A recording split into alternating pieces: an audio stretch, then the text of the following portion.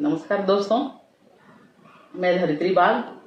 आज के स्टोरी में मैं अपनी पर्सनल स्टोरी शेयर करूंगी कि मैं कौन हूँ। आप लोगों को क्यूरियोसिटी हुआ होगा, पिछले 2-4 वीडियो हमने अपलोड किया है, तो मैं कौन हूँ और मेरी लाइफ जर्नी है मैं आज के एपिसोड में शेयर करूंगी।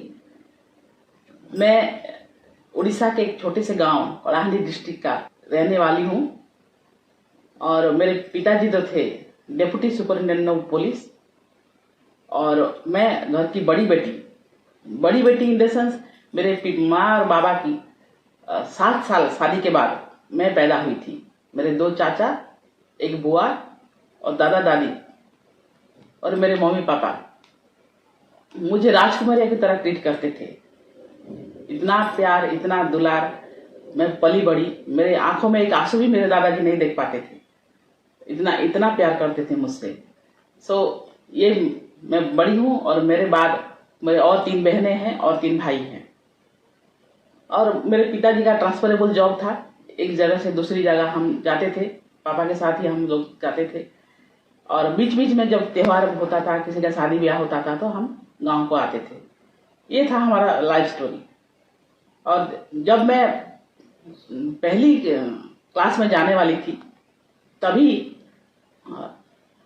हमारे सुनावाड़ा में मेरे पिताजी का पोस्टिंग हुआ था। एक वहाँ पे जो थाना इंचार्ज रहे थे पापा। वहाँ एक पास में एक स्कूल था, जो प्राइवेट स्कूल था, VS विद्यालय बोल के, आज भी है। वो इंग्लिश मीडियम स्कूल था। मैं छत के ऊपर शाम के टाइम जब हम बच्चे खेलते थे और मुझे स्कूल भेजने की तैयारियां उस वक्त हो रही थी, तो खेलते थे, तभी मैं देखती थी कि स्कूल बस जाता था और उसमें बच्चे जो टाई पहन के हाथ में वाटर बोतल लेके और बैग पहन के, सूट बूट पहन के बस से उतरते थे। मुझे बहुत अच्छा लगता था उस सीन। तो मैंने पापा से कहा कि बाबा, ये लोग कौन से स्कूल में पढ़ते हैं? और मेरे बाबा बोले कि हाँ, इसी पास में स्कूल है इंग्लिश मीडियम, वहाँ से पढ़ते हैं, तुम पढ़ोगी? मुझे पूछा। मैंने कहा हाँ बाबा, मैं पढ़ूंगी। तो एक दिन पापा हमको घुमाने ले गए अंदर और उस प्रिंसिपल से बात की और वहाँ से फॉर्म ले आए मुझे एडमिशन कराने के लिए।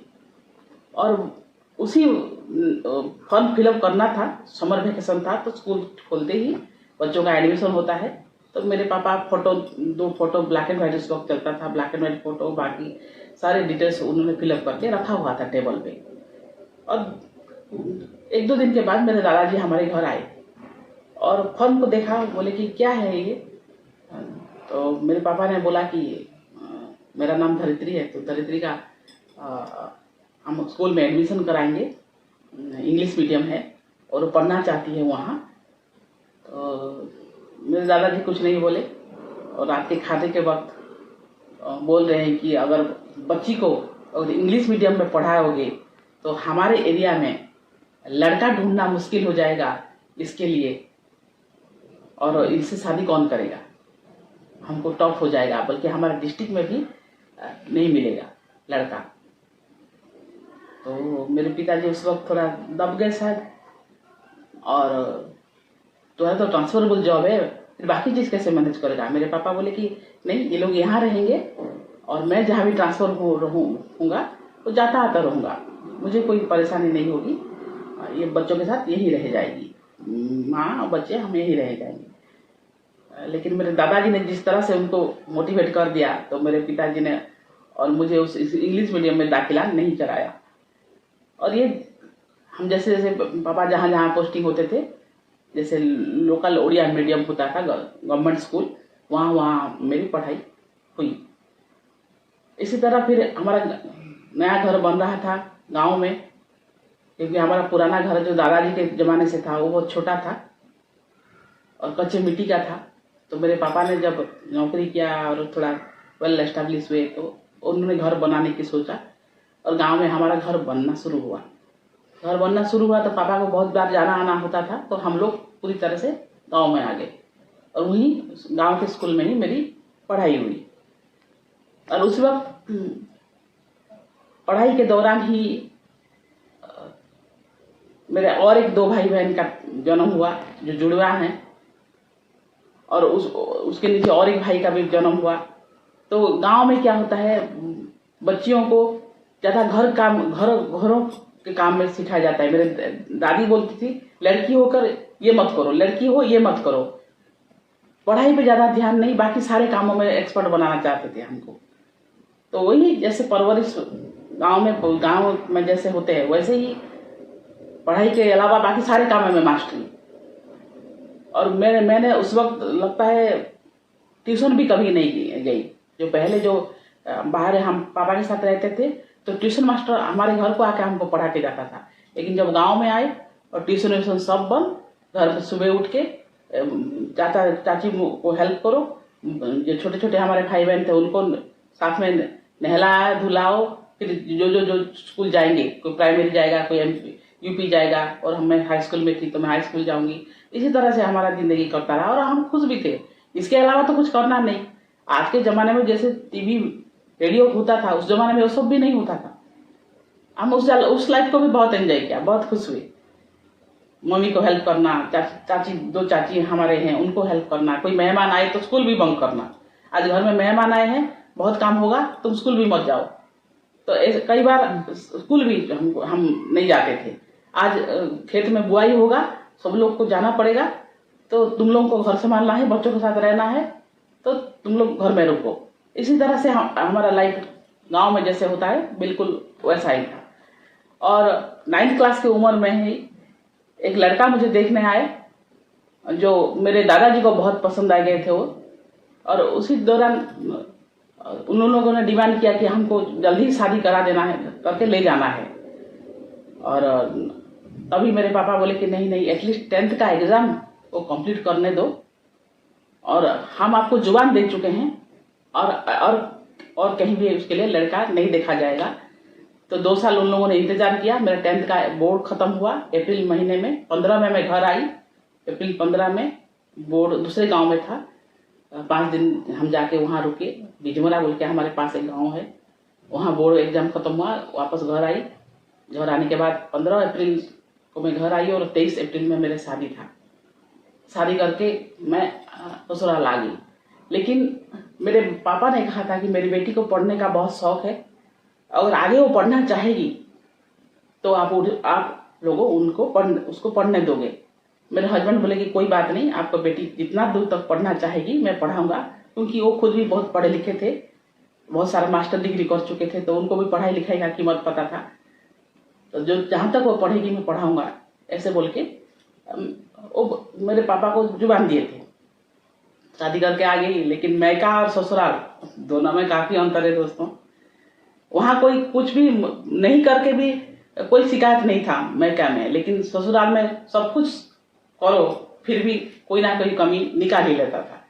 तो ये डिफरेंस है। बट हस्बैंड बहुत सपोर्टिव थे।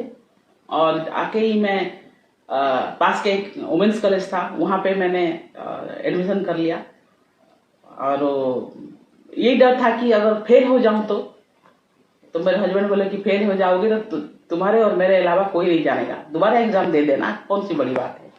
दोस्तों उस वक्त जो लेडी बीए या एमए पढ़ी होती थी, मैं उसको आसमान का चांद समझती थी कि कितना बड़ा डिग्री उन्होंने हासिल कर लिया बोल के।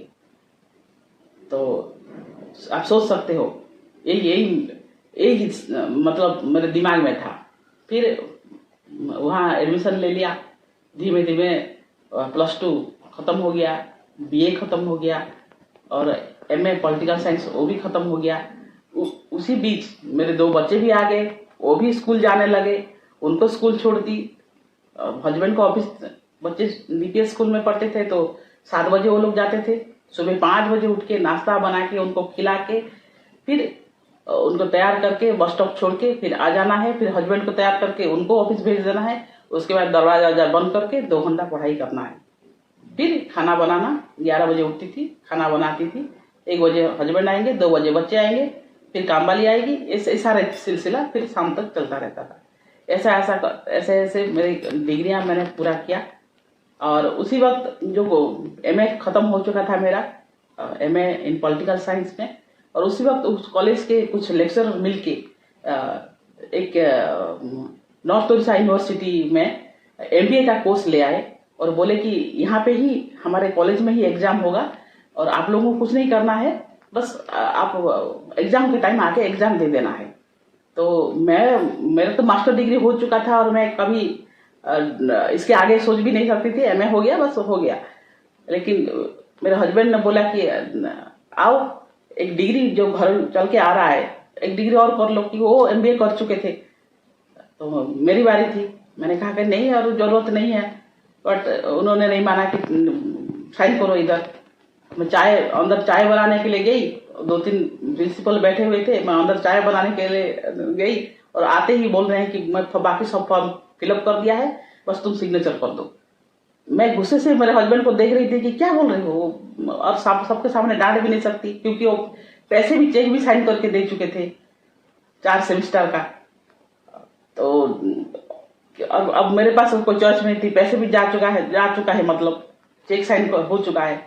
मैंने चुपचाप साइन कर दिया और इसी तरह मेरे MBA का डिग्री भी 2 साल में कंप्लीट हो गया।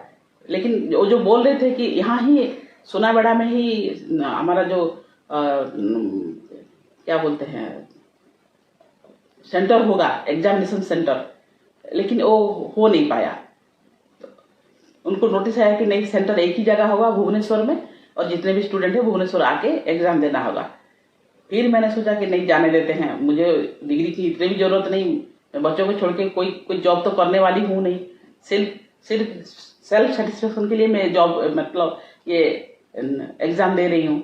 उसी वक्त मेरे हस्बैंड ने बोला कि नहीं, इतने मेहनत कर चुकी हो तो जाओ 5 दिन के लिए भुवनेश्वर जाके एग्जाम दे के आ जाना। सिर्फ 1 साल की नहीं, फिर 4 सेमेस्टर में 4 बार आना पड़ता है, और एक दिन में 2 पेपर। उस वक्त जो एग्जाम होता था, एक दिन में 2 पेपर, 3-3 6 घंटा आपको सिर्फ लिखना ही लिखना होता था। दोस्तों, ये सब फूल जाता था हाथ। आप जब तलवार लटकी हुई जैसे 3 घंटे में कंप्लीट करना है सारे सब्जेक्ट को, कैसे करोगे? और इतना दूर इतना खर्चा करके बच्चों को छोड़ के जा रहे हैं, मतलब हर हाल में पास करना है, फेल आप हो नहीं सकती। अगर फेल हो, कोई पेपर बैक रह गया तो दोबारा आके एग्जाम देना पड़ेगा, ये डर था। तो इसी तरह से चलो 4 सेमेस्टर कंप्लीट हो गया। और मैं एक बात कहना चाहूंगी, बचपन से ही जो चाहोगे ना, यूनिवर्स कहीं से भी आपको जुगाड़ करके देगा, ये ट्रू है। बचपन से मेरे गांव में जो मेरे इंग्लिश टीचर थे वो AA किए थे, और कोई किए होंगे, बट इंग्लिश टीचर हमको जो पढ़ाते थे, सुनील सर बोल के, वो AA किए थे। तो मेरे पिताजी उनको बहुत रेस्पेक्ट से देख रहे थे कि बंदा AA किया है। तो मैं सोचती थी कि कभी जिंदगी में मौका मिले तो मैं भी डबल मास्टर डिग्री करूंगी। लेकिन देखिए किस तरह से वो डबल मास्टर डिग्री हो गया फ्रेंड्स, मुझे भी नहीं पता। शायद उस वक्त ईश्वर ने सुन लिया था या क्या, ये एक बात है जो पावर ऑफ स्पोकन वर्ड जो बोलते हैं ये। और दूसरा, जो स्कूल में मैं पढ़ना चाहती थी, एक पब्लिक स्कूल हो, स्कूल बस में बच्चे आए, टाई सूट लगा के उतर रहे थे, तो ये सपना मेरा बचपन का था जो हो नहीं पाया। और मैं किसी और से शादी करती तो भी ये नहीं हो पाता, क्योंकि मेरे हस्बैंड के बहुत सारे फ्रेंड्स हैं जो बैंक मैनेजर हैं, ये कॉमर्स बैकग्राउंड के हैं, तो उनके दोस्त सब बैंक मैनेजर से हैं। तो वो लोगों का भी पोस्टिंग गांव में होता है, और उनके बच्चे भी नॉर्मल एजुकेशन ही ले पाए, कोई इंग्लिश मीडियम में नहीं भेज पाए, क्योंकि उनका पोस्टिंग सब गांव में होता है, वहां पे इंग्लिश मीडियम होता नहीं है। लेकिन मेरी शादी हुई एक नालको ऑफिसर से, और वहां पे दिल्ली पब्लिक स्कूल जो मेरे बच्चे पढ़े, वो स्कूल में मेरे बच्चे का दाखिला हुआ। और एक दिन मैं उनको स्कूल बस से लेने जा रही थी, और अचानक से मुझे याद आया, बच्चे जब उतर रहे थे बस से, सब मैं सोचा कि यही तो सपना मैं देखी थी, और आज देखिए इतने सालों बाद वो पूरा हुआ। तो ये आप यकीन नहीं करोगे, आज जब हम लॉ ऑफ अट्रैक्शन के बारे में, पावर ऑफ स्पोकन वर्ड के बारे में, जो विजुअलाइजेशन के बारे में जो बातें हम आज करते हैं मीटिंग सेमिनार्स में, फ्रेंड्स, ये कहीं ना कहीं सच है। मेरी खुद की कहानी आप सुन लो, ये सारी चीजें सच है। जब मैं शादी करके आई, मेरे हस्बैंड के पास एक साइकिल था, जो साइकिल से वो ऑफिस जाते आते रहते थे, 1500 रुपया तनख्वाह था। मैं उस वक्त हम सोचते थे कि कैसे 4 व्हीलर हो, 2 व्हीलर तो आ जाएगा, साइकिल से उठ के स्कूटर पे या मोटरसाइकिल पे आना कोई बड़ी बात नहीं, लेकिन 4 व्हीलर पे आना वो भी एक सपना होता था। लेकिन आज देखिए ऊपर वाले के आशीर्वाद से घर में 3 गाड़ियां हैं। तो इंसान, और जो फाइनल जो गाड़ी है हमारी मर्सिडीज बेंच है। आप सोच सकते हो एक साइकिल से हम मर्सिडीज बेंच तक कैसे ये सफर तय किए। अगले वीडियो में मैं बोलूंगी फ्रेंड्स। आज की स्टोरी यही तक था। मुझे सुनने के लिए थैंक यू सो मच।